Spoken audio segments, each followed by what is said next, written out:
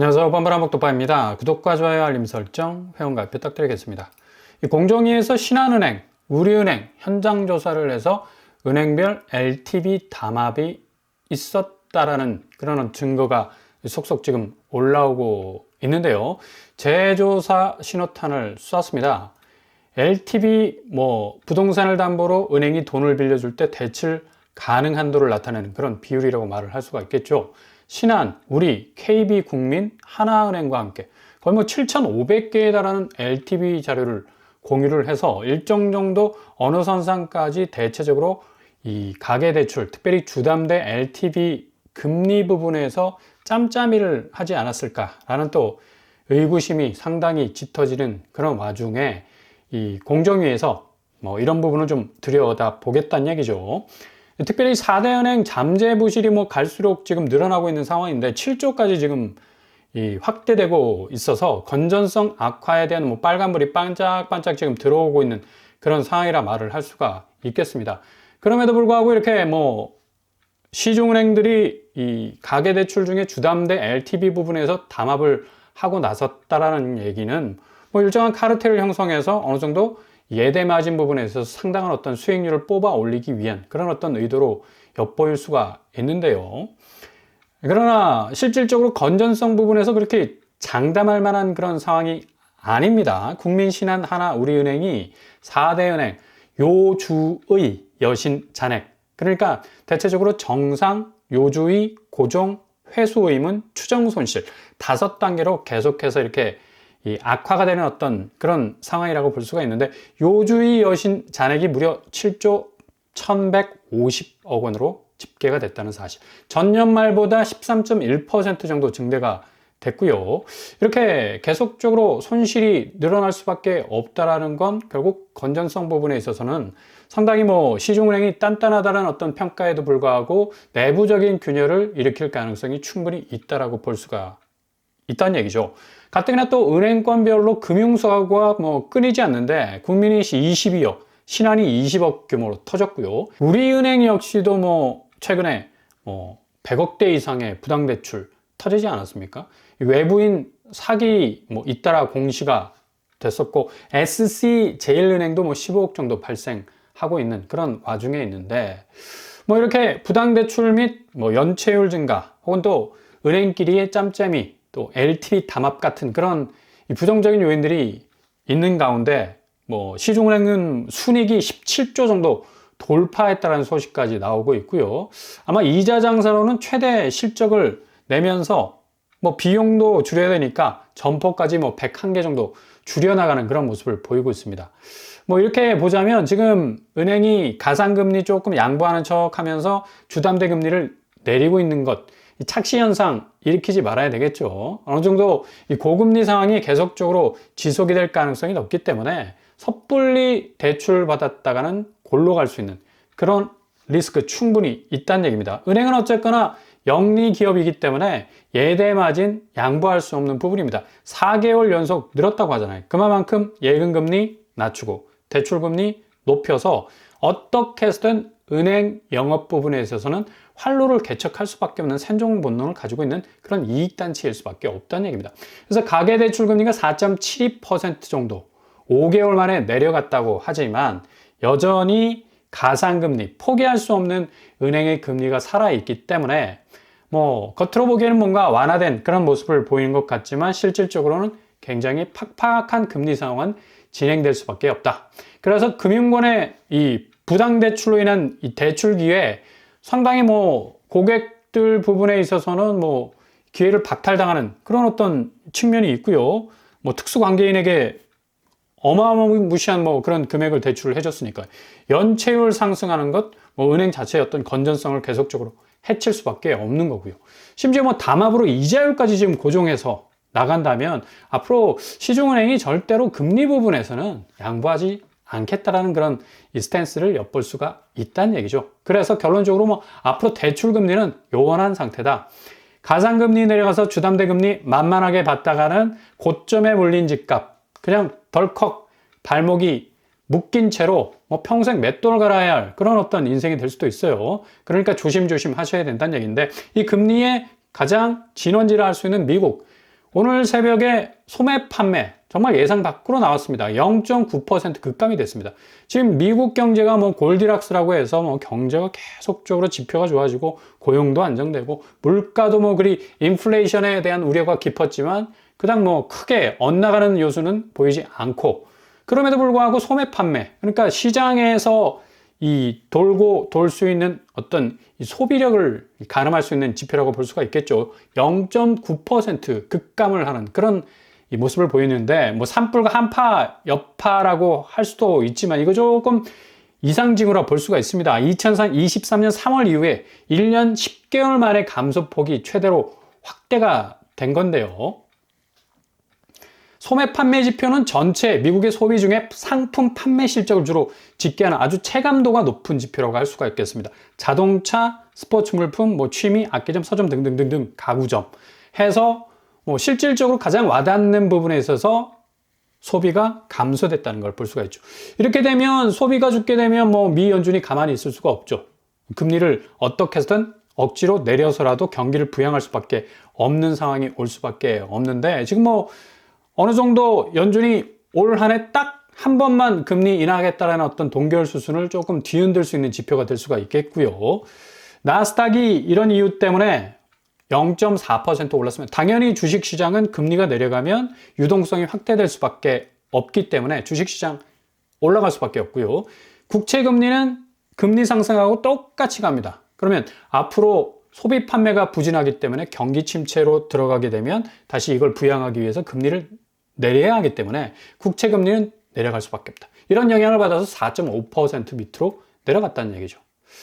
뭐 이런 어떤 상황이 지속적으로 계속된다면 미 연준의 동결 수순은 고스란히 깨질 수가 있는 가능성 아주 높겠습니다. 그래서 미국 국채 10년물이 지난 새벽에 4.4% 내려가도 뭐 거의 4.5% 수준에 있는 그런 어떤 국채금리 수준을 보이고 있고요. 미국 국채 2년물도 4.2% 정도 보여주고 있네요. 나스닥은 뭐 당연히 유동성 확대에 대한 기대감 때문에 뭐 최근에 굉장히 보합 약세로 갔었던 지표였는데 지금 올라서고 있는 모습 고스란히 보여주고 있습니다. 특별히 주목할 것은 가상화폐 시장이 지금 굉장한 혼조세를 보이고 있죠. 비트코인이 뭐 2월, 3월 되면 1억 6천, 7천까지 치고 올라갈 거라는 예상과는 달리 상당히 약세를 보이고 있는데 조금 회복 추세를 보이고 있습니다만 관세 부분에서의 어떤 완강한 트럼프의 정책이 지속적으로 뭐 확대가 된다면 가상화폐 시장도 조금은 어려울 가능성도 높아 보인다는 얘기죠. 이렇게 미국의 소매 판매 부진은 경기 약화 신호가 될 수가 있다는 얘기고 결론적으로 따라서 금리가 내려갈 가능성도 있는데 국채금리 내리고 주식은 올라가는 시소관계죠. 그러나 여전히 강달러라는 이 환율이 버티는 이 경제 기조의 밑바닥은 금리를 아주 팍팍하게 몰고 갈 가능성이 높다는 얘기입니다. 지금 뭐 우리나라 시중은행 금리 운영 자체도 겉으로 보기에는 유연하게 보이지만 내적으로 딱 들여다보니까 뭐 부당 대출에다가 건전성 문제에다가 연체율 증가에다가 뭐 굉장한 어떤 악재들이 지금 버티고 있지 않습니까? 그만큼 금리 사정은 좋지 않다. 그래서 부동산 시장이 갈수록 뭐 우상향 될 거라는 전망은 좀 안개 속에 갇힐 가능성이 높겠고요. 지난해 뭐 그렇게 부동산 시장이 어렵다 했지만 30대가 아파트를 가장 많이 샀다고 합니다. 주담대도 뭐 자연히 증가할 수밖에 없는 거.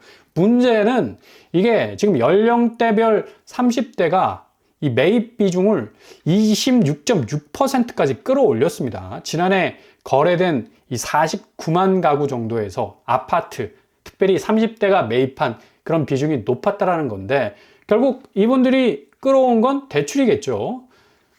서울 구별로 지난해 서울 아파트 매매 시장을 이끈 강남 4구 40대가 주로 많이 샀고요. 마용성, 마포, 용산, 성동구는 30대 매입 비중 높았던 것으로 집계됐습니다. 대부분 이곳들은 서울에서 아파트 값이 고점으로 딱 걸려 있는 곳입니다. 근데 그 고점의 아파트를 사기 위해서 온 세상 자금을 은행을 통해서 끌어당겼다는 얘기죠. 그만큼 이제 집값 자체가 그들의 기대만큼 우상향하지 못하는 좀 보합에서 약세로 지금 가고 있는 상황에선 그렇게 끌어다 쓴 모든 대출이 폭탄이 될 수가 있다는 얘기입니다. 지난해 금융권 가계대출이 전년 말보다 총 41조 정도 증가했다고 하지 않습니까? 뭐 이렇게 되면 결국 혼합형 주택담보대출 규모가 경남, 부산 중심으로 해서 298%, 227% 폭증을 했었어요. 근데 여기 어떻습니까? 공통적으로 집값이 뭐 거의 급락하고 있잖아요. 결국은 이자 후폭풍을 맞을 수밖에 없다는 얘기고, 뭐 서울 구로, 경기 수원, 서울 중랑까지도 뭐 169%에서 89%로 증가한 추세를 보이고 있다는 얘기입니다. 결국에 가서는 이런 구도가 형성이 될 수밖에 없습니다. 영끌 아파트 매입하고 이걸 버티질 못해요. 계속해서 연체 들어가게 되죠. 요즘에는 두세 번 연체하면 바로 경고장 날라옵니다. 파산하게 되고, 결국 내가 그렇게 어렵게 샀던 집이 넘어가게 되는 경매의 빚의 뭐 악순환이 시작이 될 수밖에 없다는 얘기죠. 그래서 설거지 당하는 수가 있습니다. 섣불리 움직였다가는. 그래서 젊은 층이 이런 30대, 특별히 작년에 고점에 매입한 분들은 굉장한 어려움을 지금 겪고 있다는 얘기예요. 기저의 또 금리 움직임은 고스란히 또 부메랑으로 돌아올 수밖에 없는 거고, 여전히 지금 집값은 고점입니다. 한참 떨어져야 돼요. 정상가로 내려와야 된다는 얘기죠. 그래서 이 고점의 집값이 숨이 죽을 때까지, 폼이 좀 죽을 때까지 기다리는 게 미덕일 수 있고, 동시에 틈새를 잘 노리셔야 됩니다. 바늘 송곳같이 콕콕 찔러서 뭔가 저가에 저비용으로 들어갈 수 있는 또 어떤 진입 루트를 확보하는 것도 굉장히 중요하다는 얘기죠. 국토교통부가 발표한 이 전체적인 주택 경향을 보더라도 지금 분양이 전월 대비 34.2% 감소할 수밖에 없는 거죠. 건설업계 지금 업황이 악화되고 있기 때문에 지금 뭐 자금력도 딸리고, 좀 은행이 지금 건전성 악화되는데 어떻게 건설사가 자금을 마련할 수 있겠습니까? 당연히 축소가 될 수밖에 없는 거고, 미분양 주택 어떻게 해서든 분양을 했지만 사갈 사람이 없는 거예요. 12월 말 전국의 미분양 주택은 총 7173호로 집계가 됐습니다. 이게 뭐 건설사가 의무적으로 리스트에 등록할 이유가 없기 때문에 훨씬 많을 가능성이 높습니다. 10만 건 넘어갈 가능성 많다는 얘기예요. 그만큼 공급이 뭐 부족하다 하지만 미분양 때문에 계속해서 악성 미분양 쌓이게 되고, 물량은 뭐 불 꺼진 집들이 뭐 엄청나게 늘어나는 그런 어떤 확대 현상을 보일 정도로 굉장히 시장의 어떤 분위기는 안 좋다는 얘기죠.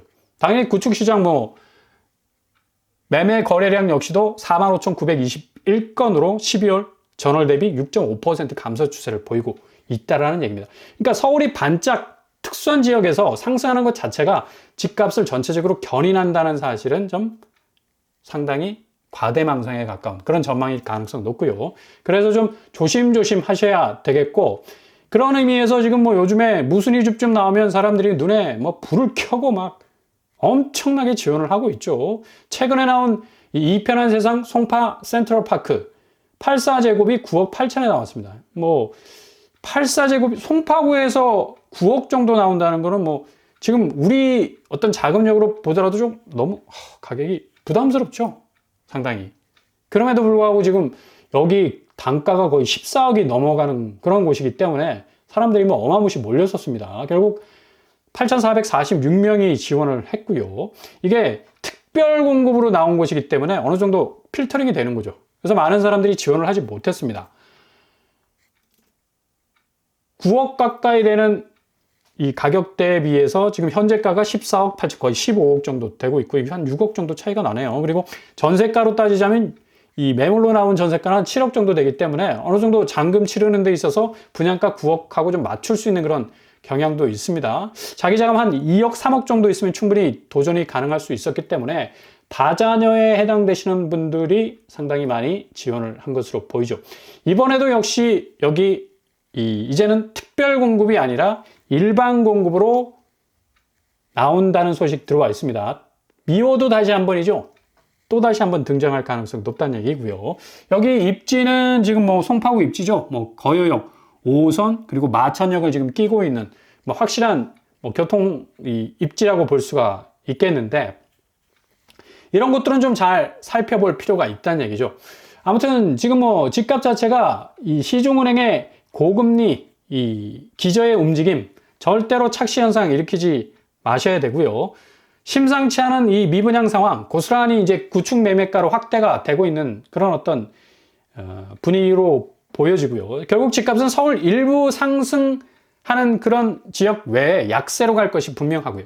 무주택자에게는 공급 부족으로 인한 이 가격 상승, 그런 영향은 별로 없을 겁니다. 지금 뭐 신축이 뭐 이 분양량이 줄어서 그렇지 구축 매매 시장은 뭐 9만 건, 10만 건 넘어가는 어떤 이 매물이 폭주하는 어떤 양상으로 갈 가능성이 높기 때문에 잘만 기다리신다면 얼마든지 버티면 이길 수 있는 시장 분위기에 편입해서 뭔가 기회를 잡을 수 있는 골든타임이 올 수도 있겠습니다.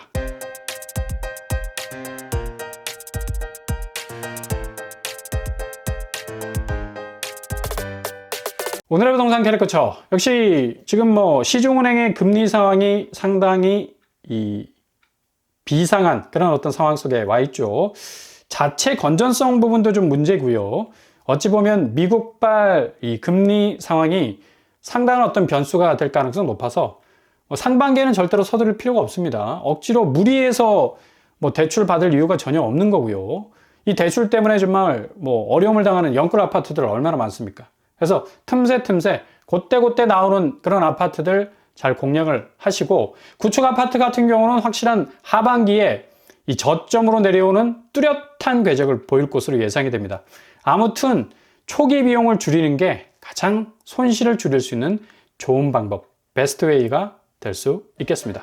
오늘도 응원합니다. 항상 여러분의 길이 꽃길만 되실 수 있길 바랍니다. 자, 오빠빠랑 복덕방 마치겠습니다. 구독과 좋아요 부탁드립니다. 감사합니다.